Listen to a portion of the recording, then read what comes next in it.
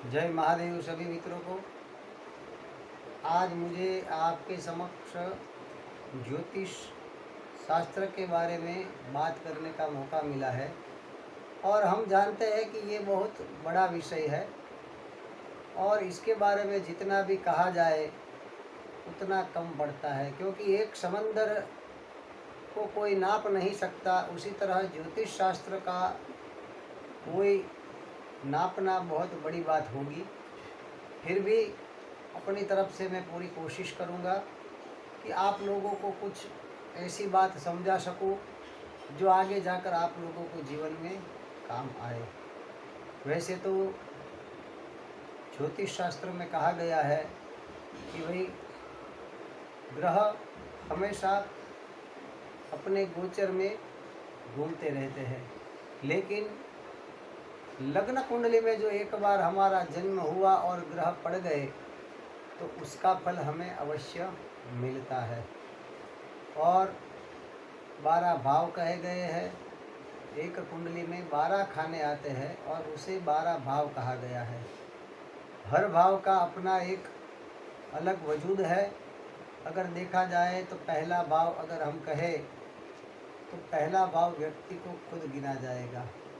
वो व्यक्ति है, वो उसका बल है और उसी से उसकी पहचान बनेगी। दूसरे भाव से अगर कुछ देखना है तो हम धन, कुटुंब, वाणी के बारे में देख सकते हैं। तीसरे भाव के बारे में अगर हम देखने जाए तो तीसरे भाव से हम अपने भाई बहन, पराक्रम, ये सब बातें भी जान सकते हैं।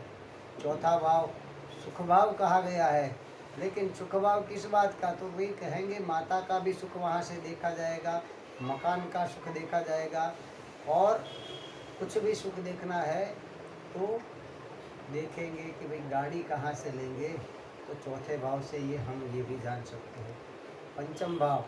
पंचम भाव से अगर देखा जाए तो विद्या का भाव कहा गया है। पंचम भाव से हम विद्या देखेंगे। और क्या देखेंगे? पंचम भाव से हम देखेंगे कि ये व्यक्ति विवाह करेगा तो उसकी संतान कैसी होगी, कितनी होगी कि नहीं होगी, ये हम पंचम भाव से जान सकते हैं। पंचम भाव से पितृदोष भी देखा जाता है। छठा भाव रोग, ऋण और शत्रु के बारे में कहा गया है। रोग, ऋण और शत्रु आपके कितने होंगे, क्या आप बीमार होंगे तो आप उस बीमारी से लड़कर कितनी जल्दी बाहर आ सकेंगे, ये सभी बातें हम छठे भाव से जान सकते हैं। मामा का भाव भी है छठा भाव, ननिहाल का भी भाव है। सप्तम भाव को हम पार्टनरशिप का भाव कहेंगे। पार्टनरशिप किसकी? तो भाई आप व्यापार कर रहे हैं तो आपके भागीदार की, विवाह करेंगे तो पति के लिए एक पत्नी की, एक पत्नी के लिए एक पति की, ये सप्तम भाव से देखा जाएगा।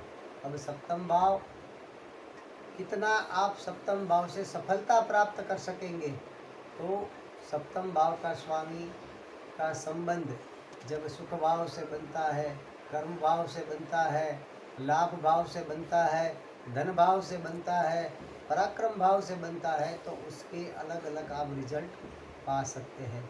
सप्तम भाव का संबंध यदि छठे, 8वें और 12वें भाव से भी बन जाता है तो उनके दुष्प्रभाव भी आपको मिलेंगे, और कितने मिलेंगे ये तो आपकी कुंडली के अध्ययन के बाद पता चल सकता है। अष्टम भाव से आपकी गूढ़ विद्या और आपको जो गड़ा हुआ धन, अचानक धन की प्राप्ति, ये सब अष्टम भाव से देखा जाएगा। अष्टम भाव आयुष्य का भाव भी कहा गया है, लेकिन आयुष्य ऐसी बात है कि जिसे कोई प्रिडिक्ट नहीं कर सकता।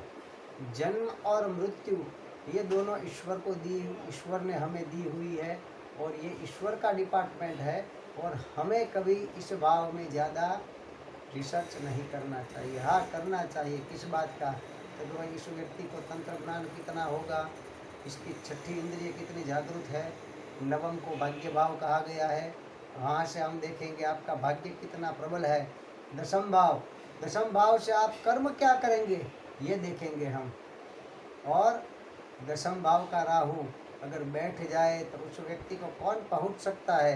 एकादश लाभ भाव आप कितना धन कमाएंगे और लाभ भाव क्या है, तो कि आपकी बचत क्या है, सेविंग क्या करेंगे आप, कौन कौन से व्यक्ति से आप लाभ पा सकेंगे, ये आपका लाभ भाव बताएगा। द्वादश भाव को व्यय भाव कहा गया है। हमारे ऋषि मुनियों ने पहले कहा था कि व्यय भाव मतलब विदेश यात्रा भी हम वहाँ से देखते हैं। पहले विदेश जाना अच्छा नहीं माना जाता था, आज तो हर व्यक्ति चाहता है कि मैं विदेश चला जाऊं, वहाँ से कुछ धन कमा के अर्जित करके आऊं। लेकिन व्यय भाव कहा गया है, शैया का भी भाव कहा गया है और ऐश्वर्य का भी। आप कितना खर्च करेंगे ये आपका द्वादश भाव बताएगा। आज के लिए हम ये भावों की बात ही करेंगे। अगले बार हम जब मिलेंगे तब हम राशियों की बात करेंगे, उनके प्रभाव क्या होंगे इस भावों पर, इस बात पर हम चर्चा करेंगे। आज के लिए सभी को बहुत बहुत शुभकामनाएं और आप सभी जीवन में तरक्की करें, ऐसी महादेव से प्रार्थना। जय महादेव, शुभम भवतु।